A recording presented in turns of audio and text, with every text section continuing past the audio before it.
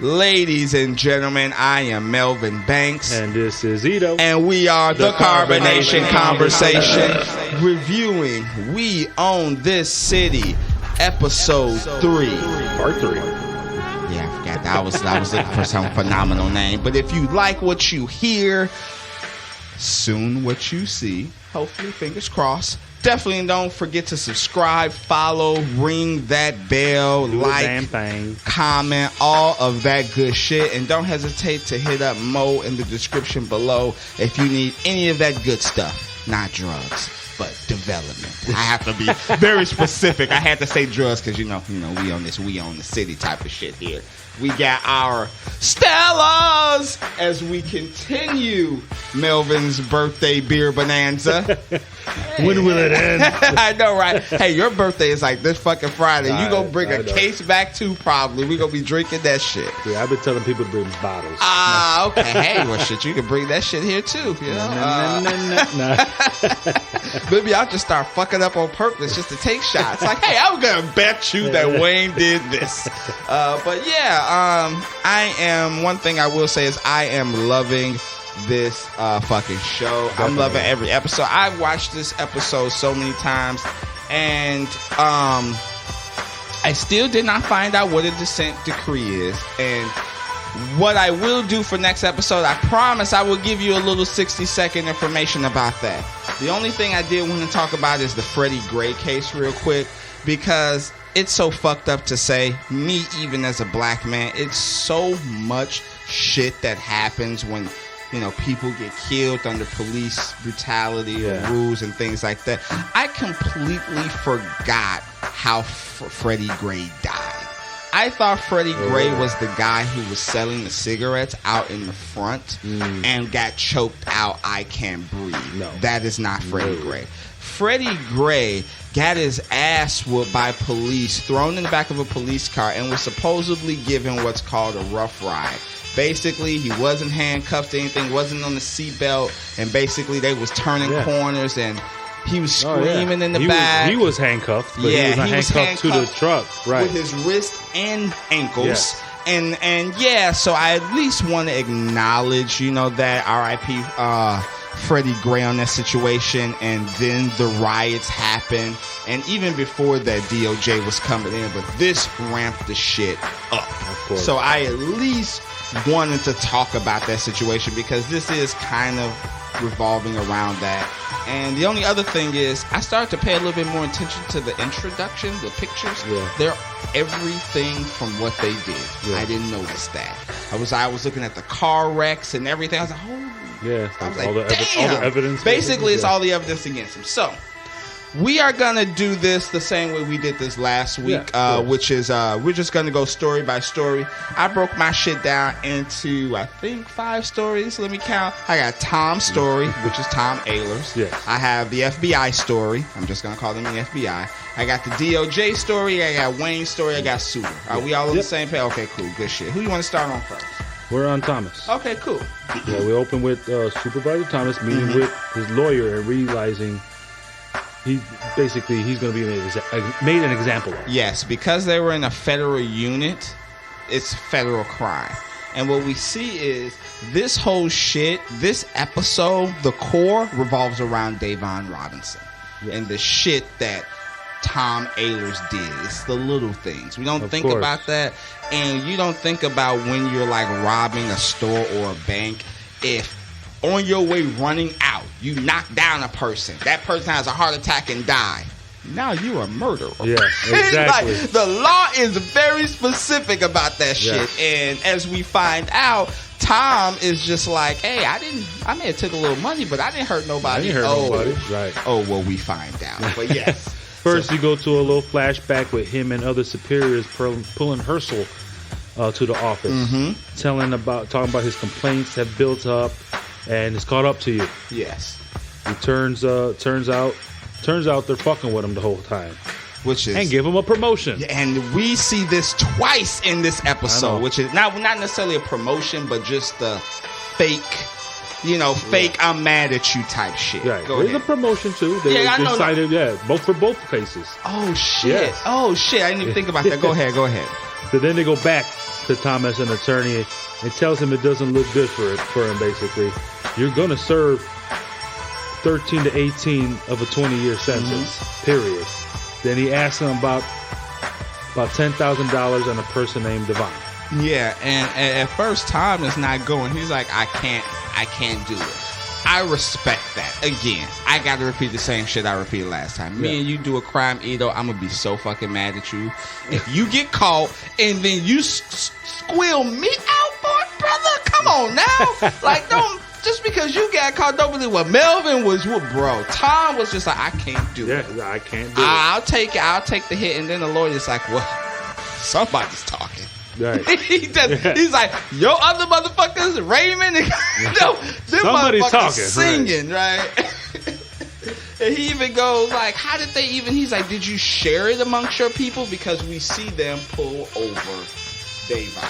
And yeah, well, they're casing Davon's crib. They were Herschel, Thomas, G Money, and Jamel. Yeah. And G Money got insight on Devon that he got all the money. Mm-hmm. You know what I mean? That he's got some stash. Yeah. So they ended up seeing him. They pull him over.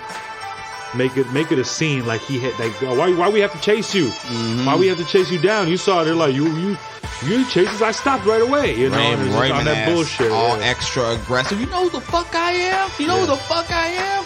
And then I don't know if they were playing good cop, bad cop to set that shit up, but I also don't know if my boy Devon don't know his rights, bro. Like, Thomas pulls in, all little sweet, sits next to him.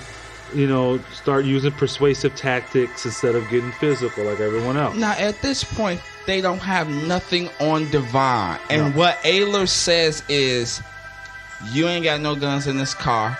And you said you ain't got no guns in your house. So you don't mind if we go have a look. See, I would have been like, bro, you can go fuck it. Right. Take my ass to jail. Especially if you know you got guns in the house, Davon. Like, and I don't know if they're just trying to portray like hood education, not really knowing your rights. I feel like if a fed cop kind of just, they're plainclothes officers, they just pull his ass over. He's over here like, trying to act like, buddy. Yeah, man, just, like, man, I got you. I'm trying to take care of you. I'm trying to help you. So they go back to Davon's house, and not only do they find, I think, 2 guns. Yeah. Well, they go in, his wife and his kid is there. 2 kids. 2 kids are there. And they basically, they search the place. They flip the house. Find 2 guns, but we see Ahlers find the cash. Takes the drug money. Yep. Doesn't give it to any of his people. And what we find out is, and what we're going to find out later, a lot of episodes, this really wasn't a team. They were skimming off each other. You know what I'm saying? Like, Ahlers, like 10 grand, bro. You got your crew downstairs. Y'all already know y'all doing shit a little bit dirty. Like, it even makes it dirtier at the drive-through scene. Oh my god! Like, you know what I mean? I was like, bro, the drive-through cashier is listening to your whole fucking conversation when Raymond asks him, like, well, first my dude's like, hey, bro, can I get a 6-piece? He goes, hey, where that 6-piece money at? Yeah, right. And the guy brings it up, and he's like, take your fucking money. And then Raymond is just like, he's testing him. He's just like, hey, boss, I'm finishing this report. How much money how much we get from that? What you want me to put? And Ayler's just like, what you mean? Like, what we get? We ain't get nothing. Don't you know? Herschel, can you tell this motherfucker how much I share? It's like, oh, cow share is everything. Cheap. And I'm just like, bro, y'all are in front of, like, the machine. Yeah, right. Like, come on. Like, could you imagine you being at McDonald's and you're all this? Like, oh, my God. And basically, it ends up going back in the interrogation room for Tom. Correct me if I'm wrong. Right after that, because he basically tells his fellow officers, like, hey, there was no money there. We're all good. Yeah. Goes back. I believe that's the end of that. Right? Yeah. The only thing that is Ahlers realizes that they're gonna try to pin this murder on him, because he does get into that soliloquy about, I didn't hurt nobody. Because the lawyer's like, he's a decorated officer getting guns off the street. Exactly. You know what I'm saying? But that's more towards the ending, because again, this particular case about Davon is basically hits almost every character in this fucking show. Almost. Where you want to go to next? Happy New Year.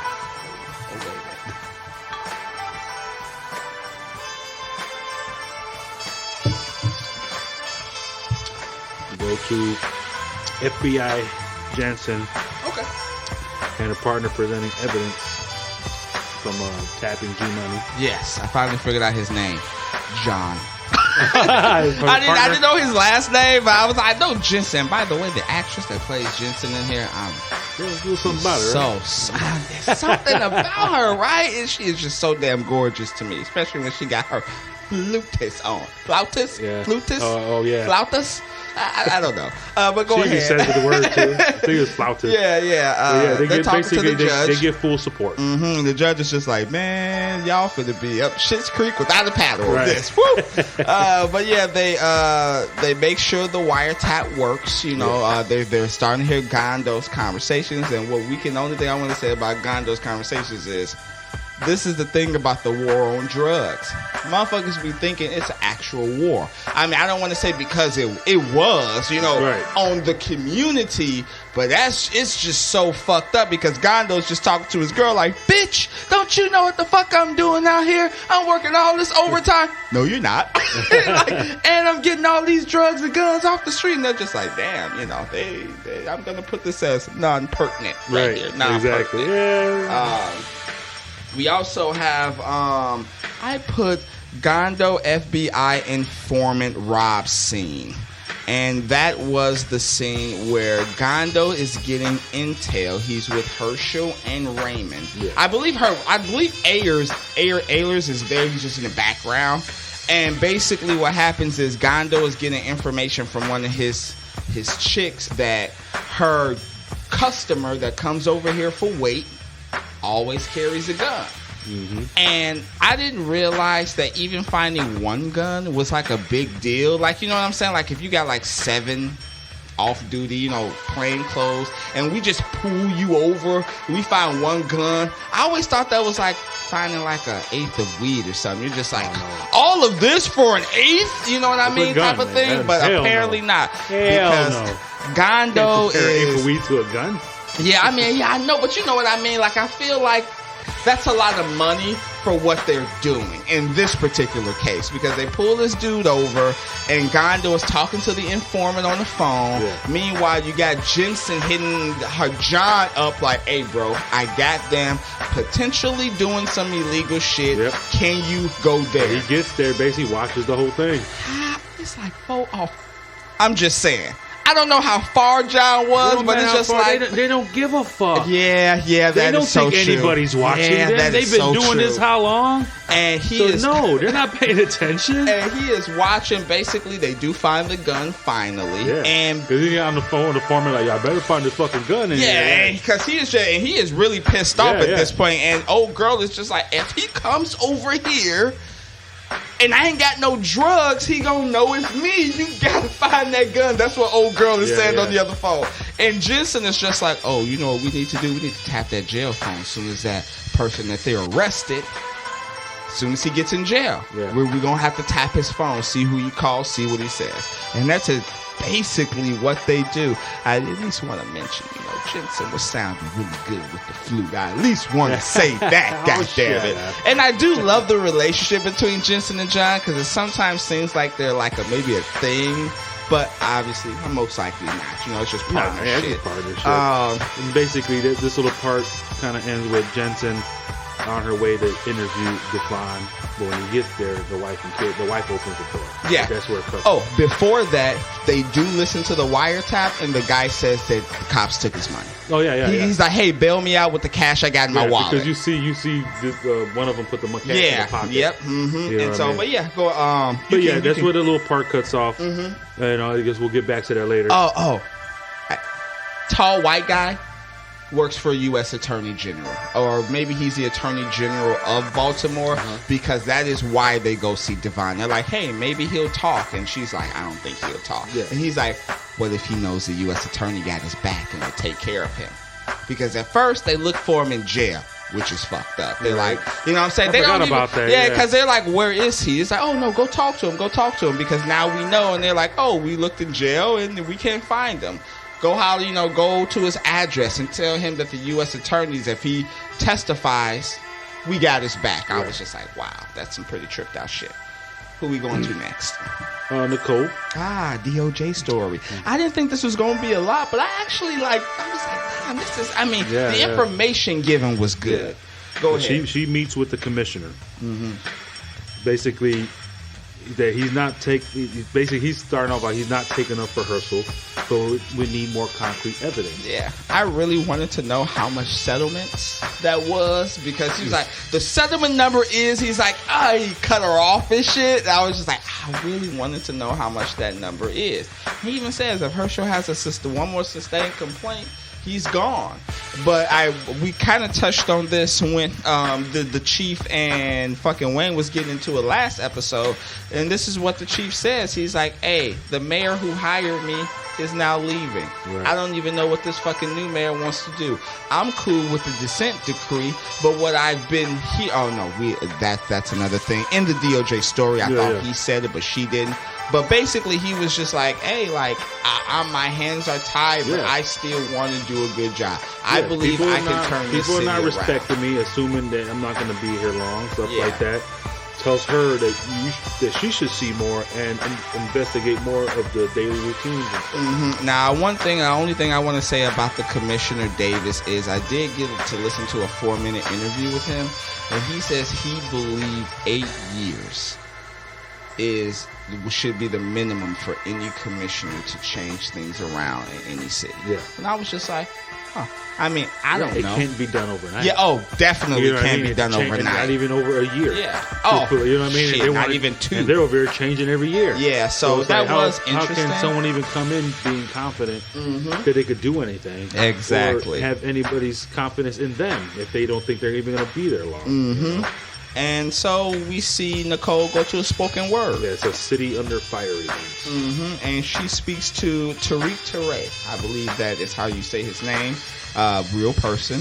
And they have a conversation, and I thought what he said, I don't know if he wrote it himself or it was just a writer, but I really liked it. It was like, we were talking about politics, and he goes, politics drains the souls of righteous people.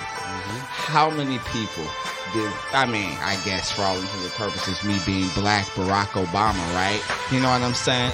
Making a change, get in office, and I'm just like, motherfucker, what are you doing? Yeah. You know what I'm saying? Because it's just like, you can't please everybody, and you go in having to negotiate and settle for less, and then you got to go back to your group who is looking towards you to do something good, and you got to go, this is what I got. And then they gonna be like, motherfucker, but we voted for you. You know what I'm saying? So, that's some shit. You know what I'm saying? It's true. Man, he's basically saying that politics volunteer to work at the slaughterhouse. Yeah. That was another line I like. So the commissioner, he even gives out his personal number. They don't pick up the phone. And I thought that was very telling too.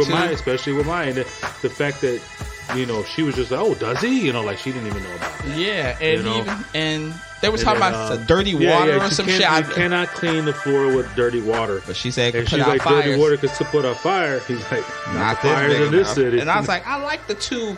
I like the versus battle here.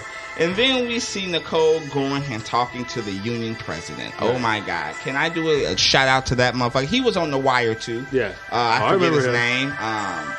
Some people were borderline saying he was racist. From The Wire? No. Yeah. Was he racist in The Wire? I know he wasn't. No, because his partner was black too. Yeah. The guy from Walking Dead, the priest. Right. Wow. This is just like you think Wayne Jenkins and Herschel are going to be some racist guys, but they're doing all this shit with other black cops. Yeah, I'm about to actually get to that when we get to Wayne's story, but I do want to talk about this commission, this union president. Yeah, this is what I do not like about unions. Period. They are on the behest of their, I don't want to say laborers, because he didn't say that, but he said, basically, the people that pay him. He's like Roger Goodell. You know what I'm saying? You can't expect Roger Goodell to fire the owners. Motherfucker, they hired him. You know what I'm saying? Like, he's not like the commissioner, like in basketball, who could maybe force something because it's you know what I'm saying? Like, Roger Goodell can only recommend and do shit. And when we had this whole conversation, it came to the bottom line. Look, hey, the Attorney General put us under the bus. And so Yeah. Although we won't admit the police had to slow down, off the record, they had to slow down because they don't want to be arrested and taken to jail. The courts make them look, come at them with false reports, make them look bad, which determines how they're going about their business and how they handle riots. And one thing I do like, and I will agree with what the president said, was probable cause when it comes to Congress and the Senate changes all the fucking time. And I get that shit. Because in some states, stand your ground. You know what I'm saying? What the fuck is that type of shit? Of course, if somebody's robbing me and I think I can take him, I'ma whoop his ass, right? But obviously, if somebody has a gun and I'm like, oh, I got a gun in my car, I'm gonna come back and stand my motherfucking ground. Like, you know what I'm saying? So probable cause is always changing. The cops really don't know what to do in certain aspects, and what they do sometimes will get their ass arrested. Now, I'm not finna defend those cops doing the Freddie Gray shit. The president's talking about. I do get what he's saying. The president protecting his police, but not getting support from the courts, who are protecting the people. Yeah. So it's two different parts of the spectrum. That's how crazy it is. And what's so fucked up, it's criminals versus cops, and civilians are in the middle. Yeah. And it's just so fucked up because the civilians don't trust the cops. The criminals damn sure don't trust the cops. You know what I'm saying? And it's just all fucked up. And one of the best scenes in this episode was when Nicole asked him, and I'm paraphrasing here. You got the quotations. I was like, okay, because I was like, you looking like you had the whole thing written down. I was like, she says, has there ever been a moment, or she says, do you think that there could ever be a moment where the union would say a cop did some extra shit and should be fired? He says yes. She says, motherfucker, has it. Has it ever happened? Right. And he says, I work for my people. Basically, that's what he fucking responds. He's like, hey, bro, like, I work at the behest of my people. Yeah. Unions are fucking powerful. You know what I'm saying? Yeah. I mean, we got a whole mafia shit about the whole Teamsters Union. Hell, they got a motherfucking office right next to Rush Pediatric Center in Chicago. Me and Patty walked past their Teamsters Union. Yeah. We gotta walk through that fucking office to get to the doctor. Oh, yeah. Some unions are way more powerful than other ones. Oh, yeah, definitely. Not like my union for security is gonna let me get away with some murder or some shit. Could you imagine there's like some like rogue security union that's just fucking shit up like on Law and Order or some shit? So we got two stories left. We got Suter, who is working the scene and working the case to Davon, and then we got Wayne, who is just, being Wayne. So we're gonna go to Wayne. We go to October 28th, 2005, and on a arrest, basically, Wayne gets a call from his wife about some contractors trying to screw them on a price. Mm-hmm. So he tries to leave. Yo, I gotta go out of here. My wife needs me. And the sergeant's like, no. Yeah. You need to do your fucking job. Bro, if I need to ask you a serious question. If somebody were to tell you while you were working, say when you working your job, you married, you like, hey bro, like I'm about to leave, and they go, fuck your wife. What is your response? It depends on how close we are. Okay. If it's like me and Miguel, I know he's fucking around. Yeah. But if it's my superior and I'm not cool with him like that, it's I don't even know if I would. I don't think you've ever said fuck Patty or anything like that. You know what I'm saying? You'd be like, oh, fuck Patty. I'd be like, hey, bro, like, obviously you my best friend. I'd be like, hey, chill. You know what I'm saying? But that shit, I was just like, really? Well, yeah. You can see some people are that they do fuck with each other like that because they know it's joking. Yeah. You know what I mean? Wayne, Wayne's just like, okay, I'm going to go turn this evidence in because they had a good, nice bus. And for all intents and purposes, this bus seems legit. Yeah. Like they didn't steal nothing. He goes in line, and I hate these fucking type of people. Yeah, he's all in fucking line. I got things to do, shit. Man. Right, just talking shit in the back. And I like this. I like this future officer. He's like, motherfucker, we all got shit to do. You think we all want to be here? And then, Wayne gets the cut, Yeah, they're like, they're like, oh, yeah, these fucking plainclothes cops, you could tell, like, the dislike for them, the actual cops. I just want to take one more shout out to John Barathol in this scene specifically because when his sergeant comes in, he's like, "Don't you know who that is, man? That's Mikey Fries, man." He's like, when he comes into the neighborhood, people go, "Man, that's Mikey Fries," and then they start running. I'm like, you know what? I gotta post some shots on that. Post some shots. That bottle's so big. I was like, I love that fucking scene. And Mikey Fry, and then, like you said, they end up being boys because he goes, "Go home to your wife. Go attend to your wife, Mr. Family Man." And, you know, Wayne goes. After that, though, and I mean, obviously, in the show, scenes are jumping from scene to scene, so but we're just going to talk about Wayne's story. After that, him and his partner is patrolling the area and see two people. It goes to December 19th, 2005. Okay, cool. Yeah, Wayne sees two guys chilling on their porch, just drinking on their porch. This is I hate those little stoops because they're not gated. I am so happy that my crib got a gate. Yeah. You know what I'm saying? Like, fuck, man. Two guys stopped there, take it inside. You know, they were sitting out here. I don't care. Hey, we live here. Take it inside type of shit. And he goes, "Hey, we done had a horrible day. You know what I'm saying? We had a horrible day. We just trying to make sure the neighborhood, you know, yada, yada, yada." And you can already tell he didn't like the response because they got like a block. He's like, "You know what? Fucking turn around." Because they were still sitting in there. He saw they weren't moving. So he's like, "You know what? Turn around." Just turns around, gets out of the car, and then they decide to try and walk in, and he grabs one of them before he actually walks in the door and just throws his ass on the ground and beats and starts wailing on his ass. Like that was like that. It's Shane from The Walking Dead, right? That's his name was Shane. I think Shane, right? He went into Shane mode and beat the shit out of him. And you could even his brother in the background was just like, "Bro, you're beating the shit out of my brother. Like, I hope you like. Is this what you own? Like, I hope you're proud of yourself. Like, type of shit." And Wayne gets brought back to see Mikey Fries and another superior officer. Now, I will say that the superior officer didn't look as comfortable as what Mikey Fries, after Mikey was just like, "We fucking with you." You know what I'm saying? That superior officer looked kind of like he was kind of like, you know what I'm saying? Yeah. Like, and you're still guilty, motherfucker. Yeah, you know what I'm saying? Like, well, I just think he was there. He had nothing really to do with the scene. Yeah. He's one other person. I don't think that had anything to do with it. Okay. I just think it was Mikey Fry's scene. That's why you didn't even know this guy's name. Yes. And he's just another superior. Yes. You know? And the only thing I do want to talk about when he was beating the shit out of him, a glass bottle breaks. Yeah. Because that is very important. They use that right now. Because basically they start fucking with him, pressing him like, "You could get fired." Yeah. And he's just like, "Oh, man, well, I don't know." You see Wayne's reaction, really thinking and they start like, just fucking laughing. I'm honestly thinking like, "Oh shit, so Wayne is going to become smarter after this." Nope. Like, really, bro? Yeah, nope. The same way they had in rehearsal earlier. Yeah. Now, you know, the sergeant says, "We will protect you, Wayne. Just prepare your paperwork better." Yeah. You know what I mean? Make the narrative seem like your life was in danger. Mm-hmm. Go ahead and tell me about the broken bottle scene. He's like, your partner had to tell me about that. Yeah, he didn't tell me about that. He was like, "Yeah, well, I did feel like he threw it at me." You know. What's crazy is this is an HBO show, and the only other HBO show that I've heard this phrase, because Mike said, "You're a great earner."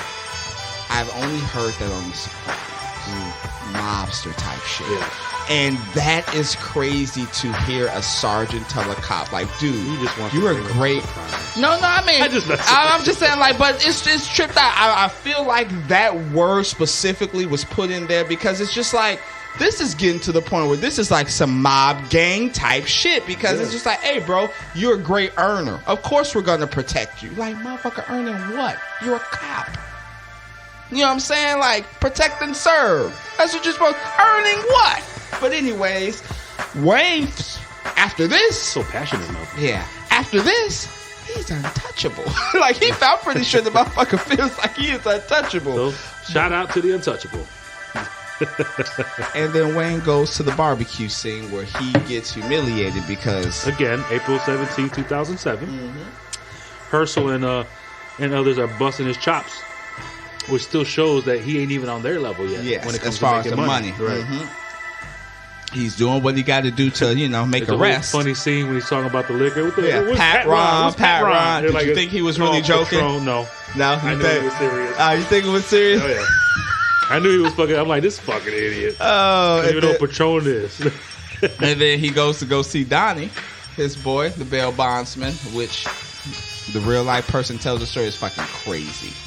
And basically, apparently Wayne put in a good work for him to get his bail bondsman license or whatever you need to get to start doing that. But he also owns, I'm assuming he owns that strip club. Well, it seemed like it, right? Yeah, right? Like, it was like bail bond. I've never seen a bail bond strip club before. That's phenomenal. I mean, Jesus. And, he goes down there and Donnie, he's showing him a good time and shit. Yeah, he's over there he's like, yeah, go ahead, I got you. Yeah, it's like bottle was like, 200. You want to go to the champagne? Yeah, bottle was 200 and, whatever extra. Man. And then he's like, I ain't got no money for that. And dude's like, I got you, go ahead. And girl's like, only thing is, as long as you're not a cop. He's like, man, fuck the police. Fuck the police. And I was like, wow. Man, and so after that, as far as Wayne's story goes. August 10th, 2007, Mm-hmm. we see Sean and Wayne when they were working together. Mm-hmm. And Wayne decides to put Sean's loyalty to test. Oh, before that, I got you. Bar scene. Because him and, I wrote his name down, Miller, they asked each other if they can trust Sean. And he's just like, I don't know. You think so? He's like, we'll see. And then they go there. This is when this basically happened. Yeah. So they want to see, so they go to a bus at a car wash. Mm-hmm. And they have this guy who's at the car wash, handcuffed, and basically giving the silent treatment to Wayne. And Wayne's. I thought it was a great fucking scene for acting. You know what I mean? It's fucked up what happened. But yeah, Wayne's basically starts tearing the place apart because he's getting annoyed at the guy and not saying anything. You can tell he's getting annoyed, his fucking attitude and shit. Yep. The guy basically starts talking shit to him. Then he starts talking shit to Wayne, which gets him even more angry. And you see destroying his shit. Right, so even more. And then you see basically it looks like Wayne's about to fucking start hitting his ass. And Sean comes like, hey, wait. This don't look like no regular table, man. And they find almost 55,000 brick and some guns. Yes. Now, this was so suspicious to me because what drug dealer knows a cop's first name? Why didn't he say Officer Jenkins? The drug dealer straight was like, man, do what you got to do, Wayne. And I'm just like, they fucking know each other, and this dude is just like, Wayne, really? You doing this to me? That's what I think. I don't have anything to confirm that. The shooter didn't say Wayne earlier. I know for a fact. I feel like I think I heard him call him Wayne. Okay, maybe you're like right. That's why, hey Wayne. Because I know from my uncle being a cop, cops don't even know cops' first names. They call them their last name. So I was just like, what they say, but it still happens. And what I do know is I heard him call him. Yeah, okay, now Wayne, again, you could be right. But what I also do know was Wayne ass was selling a lot of fucking drugs to other motherfuckers to sell. Yeah. So that's all I was saying. I felt like he was just like, man, Wayne, do what you got to do, because he was giving them that look like, really, you finna do this to me? No. Hey, I'm just saying. Yeah, I mean, he was, and I feel like that would have been mentioned. Could I mean? Go back to it. That's already. They're not gonna go back to it. Obviously, they're not. But like I said, it just threw me off when he was just like, damn. He was kind of giving Wayne this look like, really, you doing this to me? That's how you feel? Especially when Wayne showed his ass that goddamn whatever the paperwork they show and shit. Anyways, the warrant. I was like, the warrant. I will just mention that Wayne did call him a gorilla, because I do want to get back on that, because as they find all this shit, Wayne is just hyping Suter up like, man, you motherfucking super cop, man. You great. And this is how shit happens. And this is, again, with any fucking job.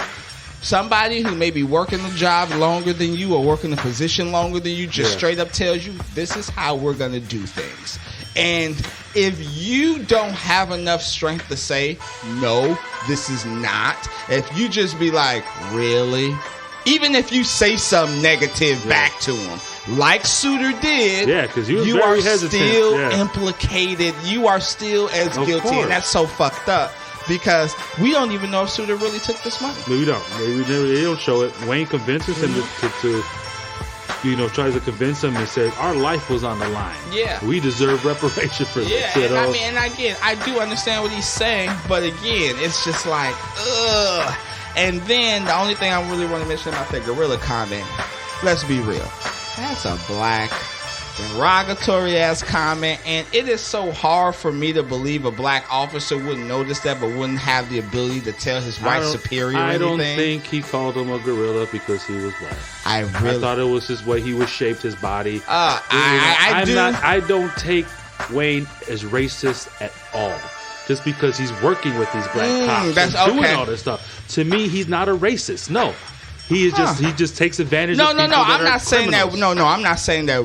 I'm not saying Wayne is like racist. I just think the comment that he made was racist. You think this guy was black for real? I look Hispanic. No, I'm not saying. I mean, dark skin, whatever. You know what I'm saying? Yeah. And the reason I say this is because I felt like he was trying to get confirmation from Suter when the guy. He's like, hey, you remember when I called him a gorilla?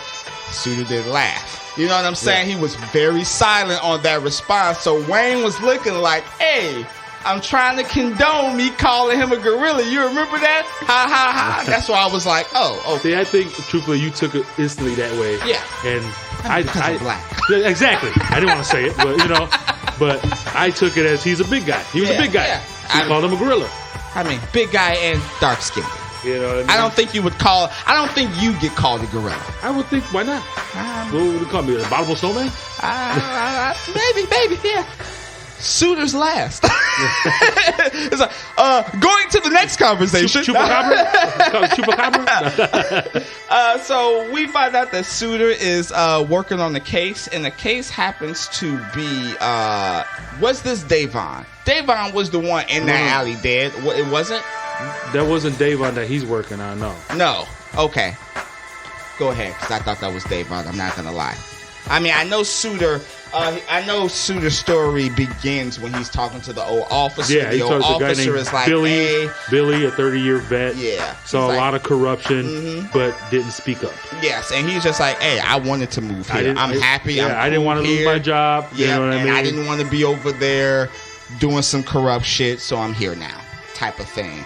And then he asks about a patrol officer named Jaquan. Yeah, because he learns about some casings found close to his murder scene. I mean, his murder scene was the guy that put in at that fence, remember? To stop the drug dealers going through. Oh, I thought the same person who was trying to put up a fence was Devon. No. Nope. Okay, cool. Devon was the drug dealer. All right, cool. No, and that's what I thought. He wasn't that drug. This is totally. This has nothing to do with Devon. Okay, cool. I swear, I thought he was doing the whole Devon thing. But go ahead. Yeah, it was just the guy putting that up. So he finds out about the shells apparently somewhere near his murder. Yes, and it's like. But there's like these weren't shells used in a killing and a murder, so they don't pick them up. Not even that, they don't write them up. That's not that they might pick them up, but they don't write it in the reports. Except for this young guy who was like, you know what, I'm going to do it anyway. That's so weird that they don't. Because they think it's a waste of time. Yeah, I'm just saying. Think they would do it. Yes, they should. It's so interesting how he was able to do at the end of his story, just from some motherfuckers trying to scare people, shooting random bullets in the air. Yeah. Which is what it seems like. Him and Dixon, they go talk to. At first, Suter interviews Ebony. Yeah, they go to the neighborhood and they see this girl Ebony, who appears to be. And then we just said talking something. She appears to be hiding something. You can tell about her boyfriend. And her boyfriend's name is Trey. Oh, I thought it was Tay. My bad. Tay, Trey. Sounds the same. And he does tell Suter about a witness who didn't want to speak up, Mrs. Green. And they go see Mrs. Green. They go see her, and they talk to her. And Mrs. Green, I wish I could take a shout out to her, but I got to drive in a couple of minutes because she hurt me. You know what I'm saying? Like, she was like, man, me and my family were one of the first black families that moved into here. And again, between cops and criminals, civilians, these are the casualties. And you see Sean talking to her, not like a cop, type of thing. And basically, she tells him that the woman, Mrs. Irene's grandson, is the devil. Yeah. That's all she mentioned. So Suter finds out that the bullet casings that Jaquan found actually matches the bullet casings on his murder. So he goes to talk to Ebony again, and I will say this was probably like the most cheesiest I've ever seen Suter, the actor. Like, you know, he's just like, hey, you know, we're gonna find him. He pressed her at. I liked it. I thought it was cool because he didn't sing like that at first, but he went cop mode, and he had to. You know what I mean? And basically forces her to set him up. Yeah, she agrees to set him up. Tate is arrested, and when he said a murder was down when he's talking to his wife, he's like, hey, actually today was really good. You know, I actually, you know, I was just like, a murder is down. Does that mean a murder is solved? I've never heard that phrase before. I'm just saying general. Yeah. I've just never heard that phrase before. By the way, this actor is actually a partner cop in another show called Bosch. I've never seen, but I would be interested just to see him be a cop. He looks like a very interesting character. The actor who plays Suter. Oh, Suter. Okay. Yeah, he's like the main character. I've heard of Bosch. I never watched. I've never seen. But I've barely heard of Bosch like a couple of weeks ago, mentioning this specific actor, and I was just like, man, like I really like him. I don't see him in much. I give the show a try because I want to see him in more things, type of thing. So I at least wanted to mention that. But that's it. Yeah, basically it ends with Allers finding out what happened to Devon. Yes. And it's so fucked up. Yeah, you think you know you're not hurting people like the other guys, but no matter what you did had Devon killed. That $10,000 you stole, he owed to somebody, and they came to collect. Yes. You know, that's how you find out because the FBI is talking to the wife, and that's how you find out. You know what I mean? So, I do only want to mention two things. One random, one about the show. The only thing about the show that I think I should mention is when Nicole was talking to her friend at dinner. By the way, that was the worst dinner eating scene ever. She'd taken little ass bites and shit. That shit was horrible. But what they do say about the consent decree is they don't believe that the new mayor will agree to this because apparently a consent decree does have something to do with the city's budget. Like, you need to spend money if you agree with this. That's the only other thing I wanted to mention about the show. Yeah. The second shit is some fucking shit that's random. You and your randomness. Tell me why, for whatever reason, I was listening to a review for Blood In, Blood Out. Again, tell me why. Yes. All right. You know, again, I know you don't know the actor's name. Bringing this up. Man. Yes. Check this out, right? The main character, obviously, the white boy who ends up in prison, like the white half. Ken from Street Fighter. That's what I was about to motherfucker. You just Ken ruined. I hate you so much right now. You just ruined it. I was like, how is that motherfucking kid? All I wanted to say. You tell me. Let's end it. Mo, just cut it right here. Cut it right here, dog. That's all I wanted to say. That's literally, hilarious. I swear to God. Ladies and gentlemen, I am digging this series. I really love it. I am so sad that there are only 3 episodes left. I know, right? I feel like we could talk about this forever. Just because it's interesting and it's based on true shit. Oh my God! Like, wow. You know, maybe we'll have to be timed because you don't have the time. Really go ahead. Before we go out, I don't know if you heard about earlier today. I do want to make a little shout out. Apparently, there was a shooting in Texas earlier today at a school. Oh my! No, I did not. Yes, and a good amount of kids were 14 children have died. Wow. From this mass shooting at a Texas elementary school. I did not hear that. You know, I just want to shout out, prayers to those kids, those families. They apparently have the guy in custody from what I saw, but yeah, it's just devastating. Yeah. And this shit, not trying to get political, this shit gotta stop. Whatever we need to do to change, I'm willing to do. I don't give a fuck if it's guns, more education on guns, yada yada yada, but we need to do fucking something because this is happening more and more in our cities. And not only that, I mean, again, communities, what I'm saying? Again, criminals versus police, civilians pick up the pieces. It should be criminals versus community. Yeah. You know what I mean? And that's the messed up part. And community including police. Yes. But, because you can't just have police going after the criminals and the community in between trying to take sides. Yep. When criminals are fucking criminals. You know what I mean? But anyway. Yes. I don't even want to say the whole drink and drive. Like, That's just so crazy. Yeah. R.I.P. to the people in Texas. We love you because I know we got some listeners in Texas because I've seen you on the statistics. So our hearts go out from the Carbonation Conversation. Peace. We love you.